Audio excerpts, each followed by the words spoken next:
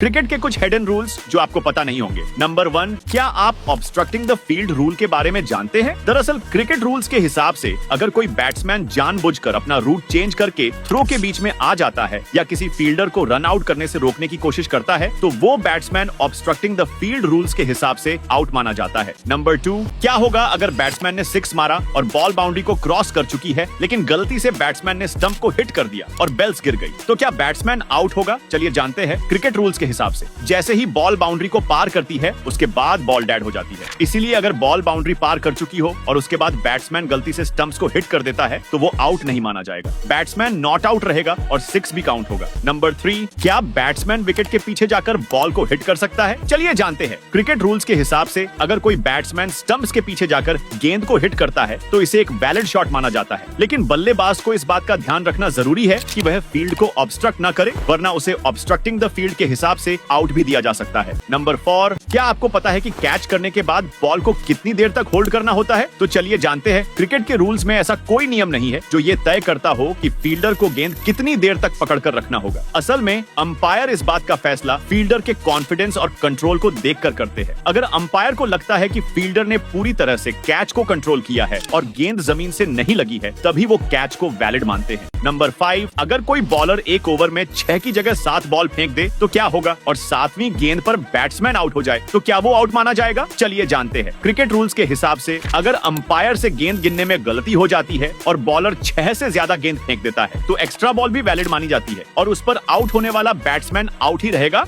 Number 6, क्या free hit पर batsman stump out हो सकता है? चलिए जानते हैं। दरअसल क्रिकेट रूल्स के हिसाब से फ्री हिट पर बैट्समैन को सिर्फ रन आउट किया जा सकता है। अगर विकेट कीपर फ्री हिट पर स्टंप करता है तो बैट्समैन नॉट आउट ही रहेगा, यानी स्टंप आउट फ्री हिट पर वैलिड नहीं होता है। नंबर 7, अगर किसी बैट्समैन ने बॉल को हिट किया और किसी फील्डर या अंपायर से टकराकर कैच हो जाए तो क्या वो आउट होगा या नहीं? चलिए जानते हैं। क्रिकेट के रूल्स के हिसाब से अगर बैट्समैन ने बॉल को हिट किया और वो बॉल पहले किसी फील्डर या अंपायर से टकराकर कैच हो जाता है तो वो फेयर कैच माना जाएगा और बैट्समैन को आउट करार दिया जाएगा। नंबर 8, क्या कोई बैट्समैन बिना ग्लव्स के बैटिंग कर सकता है? आइए जानते हैं क्रिकेट रूल्स के हिसाब से। अक्सर ऐसा माना जाता है कि एक बैट्समैन के लिए दोनों हाथों में ग्लव्स पहनना जरूरी होता है, लेकिन असल में क्रिकेट के किसी भी लेवल पर ग्लव्स पहनकर बैटिंग करना मैंडेटरी नहीं है, यानी बैट्समैन चाहे तो बिना ग्लव्स के भी बैटिंग कर सकता है। नंबर 9, अगर एम्पायर किसी बैट्समैन को गलती से आउट दे देता है तो क्या होता है? आइए जानते हैं। क्रिकेट रूल्स के हिसाब से ऑन फील्ड अंपायर का फैसला फाइनल होता है, लेकिन अगर मैच में DRS उपलब्ध है तो बैट्समैन तुरंत रिव्यू ले सकता है। अगर थर्ड अंपायर को वीडियो रिप्ले में लगता है कि बैट्समैन आउट नहीं था तो अंपायर का फैसला बदल दिया जाएगा और बैट्समैन को नॉट आउट करार दिया जाएगा। लेकिन मैच में DRS अवेलेबल ही नहीं है या फिर बैट्समैन ने DRS नहीं लिया तो फिर चाहे अंपायर का फैसला गलत ही क्यों न हो उसे आउट ही माना जाएगा। नंबर 10, क्या विकेट कीपर बॉलिंग कर सकता है? आइए जानते हैं। क्रिकेट रूल्स के हिसाब से विकेट कीपर के बॉलिंग करने पर कोई रिस्ट्रिक्शंस नहीं है, लेकिन बॉलिंग शुरू करने से पहले उसे अपने विकेट कीपिंग ग्लव्स और पैड्स उतारने होते हैं। इसके बाद वो एक रेगुलर बॉलर की तरह ओवर फेंक सकता है।